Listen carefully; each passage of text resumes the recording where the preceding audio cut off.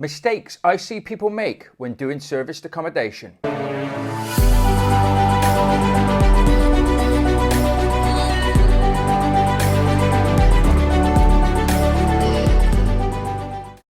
Hello, my name's Mark Fitzgerald. It's great to have you joining me here today. So there are some common mistakes that I see people making when they're getting involved or getting started doing serviced accommodation. And I'm going to share those with you now so that you don't make the same mistakes. So first and foremost, if you're doing the rent-to-rent strategy or you're just looking at managing people's properties, doing serviced accommodation, a lot of landlords, a lot of people obviously that own property don't always own that property outright. So they will have mortgages on their properties. And you have to make sure that they've got the right product, the right mortgage product for you to be able to do short-term rentals or serviced accommodation on those properties. If they haven't got the right mortgage product and you start doing short-term rentals, serviced accommodation as well, which is where you let your property to holiday makers or to contractors on a short-term basis, so it can be nightly, it can be just for the weekend, it can be just for the week, you can get yourselves into a lot of trouble. Now you may be thinking, well, just because they've got a buy-to-let mortgage and it's owned by a landlord, that it would be allowed. You would be wrong. Now in some cases, yes, it can be allowed. Short-term rentals can be allowed with their mortgage terms, but in other cases you have to be careful, because if it doesn't specifically say it will allow short-term rentals, it might not allow it. And of course, if the mortgage company find out that you are acting and doing short-term rentals in a property that's mortgaged on a buy-to-let mortgage that doesn't allow it, the mortgage company can pull the mortgage or ask for their money. So the homeowner, the landlord, could lose the property. So you need to be very, very, very careful when doing this. And you need to make sure that you communicate what you are doing to the property or with the property with the landlord and the property owner. Okay? So it's just a simple question to say, does your mortgage allow short-term rentals? If they don't know, they just need to look at their mortgage documents. If they're still not sure, a quick phone call to the mortgage provider and ask them and see. Sometimes they'll say, yes, yeah, you can do short-term rentals, not a problem. Other times they may say, no, you need consent to let it in that manner, and they can give you consent.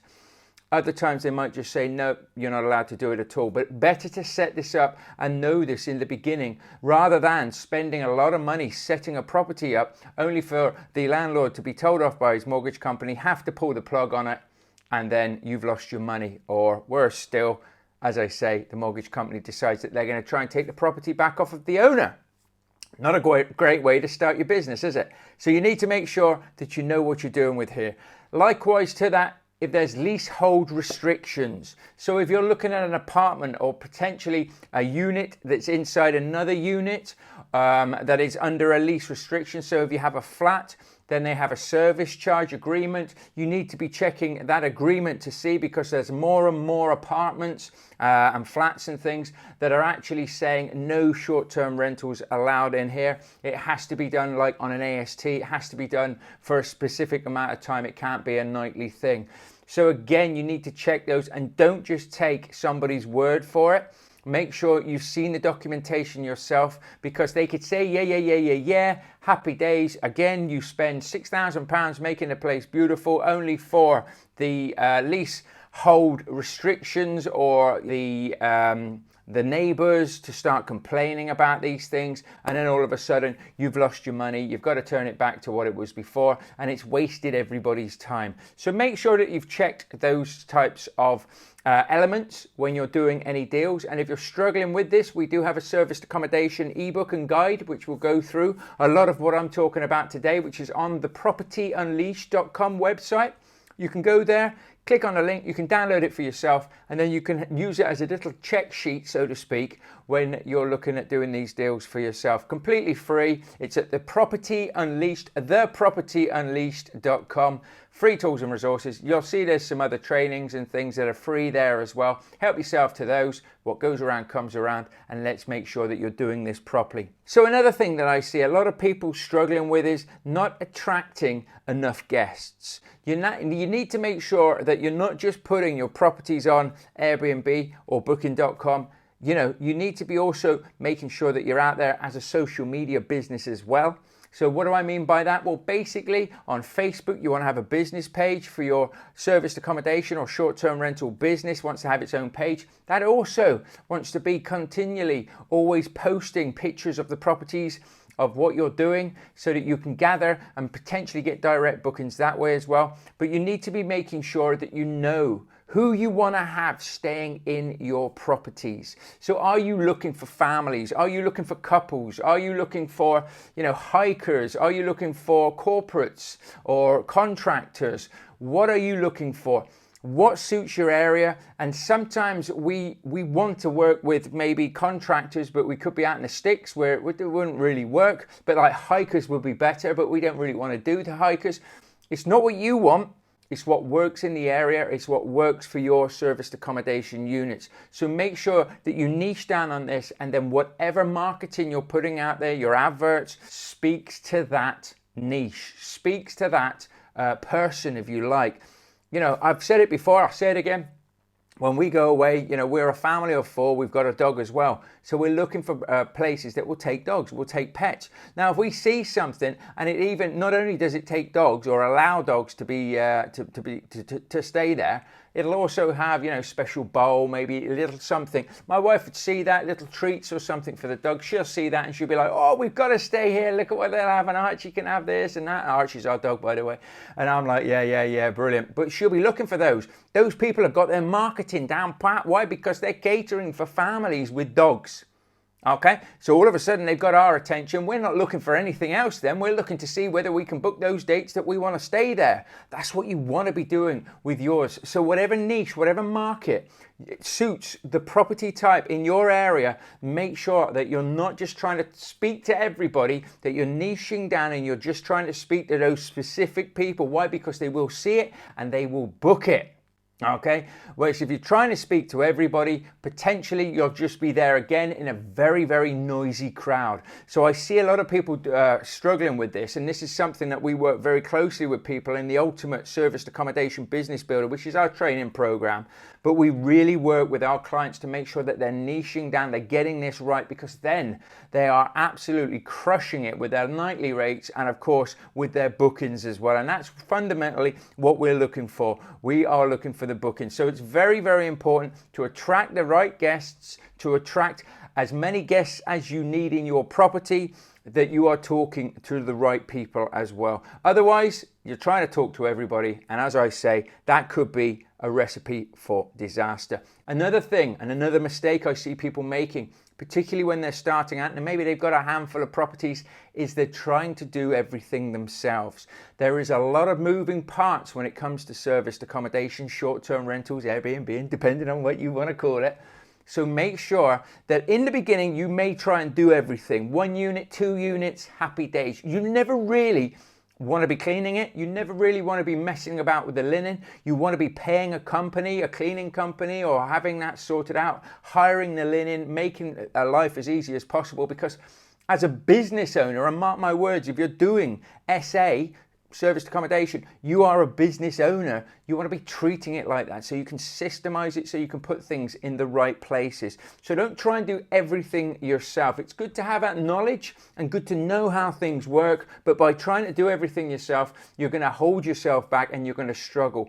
And that's where you're going to run around, you're going to try and do everything, and you will drop a few things. And of course, at the end of the day, serviced accommodation, people are with you for a very short space of time. If you make too many mistakes, you'll put people off, you'll get bad reviews, and that's not what it's all about at all, is it? So make sure that you are putting the right systems in place at the beginning to scale up. And I always say this, treat everything, property investing, any of the strategies that you're doing, as a business. So invest in systems. Start using systems like Loom, which can be free for the first 5 minutes. And Loom is a system that you download onto your computer, and then anything that you do on your computer, you can record yourself. So it like records a screen share. You can talk through what you're doing as well, and start making little folders.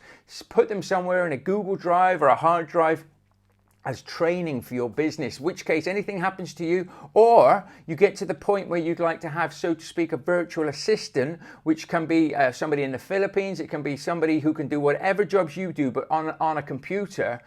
you're not stuck for jobs to give them. A lot of people come to me and say, I know I need to get a virtual assistant in, a VA, but I don't know what to give them. Well, if you've already started building up your trainings, so your checks, your portals, how you advertise, how you put your listings on and all of those sort of things, if you've already started doing that, recording yourself doing that and made these training documents, these training videos, then all of a sudden what I say to people is, what have you got in your training folder? Well, I've got about 20 things. Then start there. Look at the first sort of 5 things out of those 20 things that you're doing repetitively on a consistent and conscious basis and give those to your VA. It's simple, really. But if nobody's telling you how to do this and scale a business, then you're just going to fumble and bumble around. And again, like I say, that is why we work very closely with our clients, whether they're building HMO businesses, whether they're building serviced accommodation businesses, to start putting these in place. We give you step-by-step actions and guides of how to put this in place to make sure that you are systemizing for the future so that you can get out there and do the things that will create the wealth in your business and drive it forward. And the other things that are just the day-to-day running, which anybody can do, we are giving those tasks to the people that are quite happily do those tasks as well, okay? So make sure you don't scrimp, make sure you get out there, you invest a bit of money in some systems as you grow. You don't have to do it all right at the beginning, but as you grow and systemizing it to be a business. And last but not least, I would say you have to make sure that you get this service element of serviced accommodation right. What do I mean by that? I mean, it's the VIP service. Somebody is with you potentially for 1 night, 2 nights, depending on however long it is. You have to deliver that service. You think about it. If you went to a hotel and you go into your hotel room and it's grubby, you're not happy, you complain. You know what I mean? If you can't check in or you can't get a decent night's sleep, you complain. Why? Because you're there for 1 night, potentially 2 nights, and you've paid above and beyond what a lot of people would pay to be in that area for the service to be there. So make sure you give people a world-class service. Don't just think, it'll be all right for this one. Go above and beyond. If you do that, your reviews will be better, your repeat bookings will be better, and you will make more money in your operations and your business.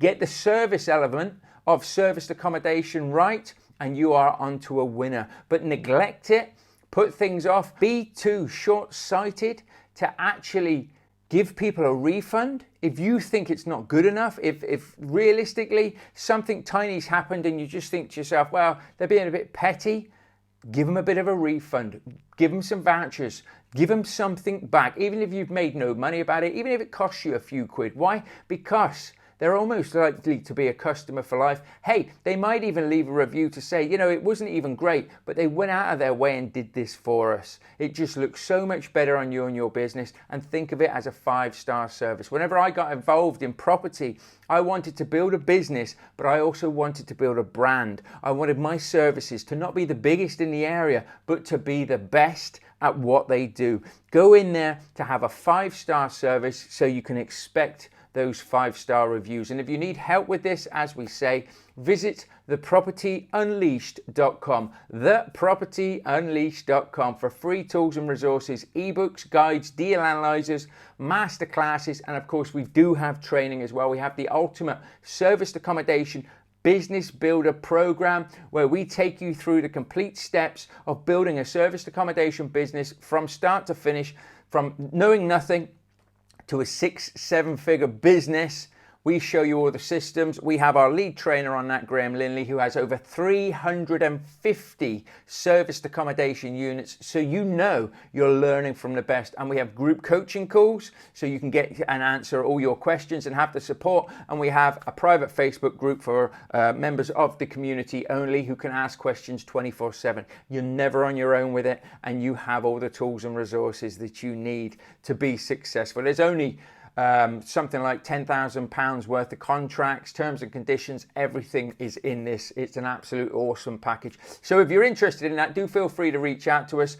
More than happy, myself or a member of my team can jump on a Zoom call, have a little chat with you and show you the product to see if it's right for you. But Make sure that you're getting these elements right. Make sure that you are setting yourself up compliantly. Don't worry about the new legislation that's coming just yet. There will be new legislation coming in. I'll do a video on that all on its own. But if you know and you put yourself in the right place, in the right community, and you set yourself up for success at the beginning, then when the new regulations come in, you will be set up and you will be able to keep trading in your service accommodation business. Whereas people that don't do this, they will be in trouble, they will be shutting down, and that will give us the lion's share of the market. There's a golden age coming for the service accommodation world, and right here, right now is a fantastic time to be getting stuck in. I hope you've enjoyed this episode, and I look forward to you joining me again very soon. Take care, and bye for now.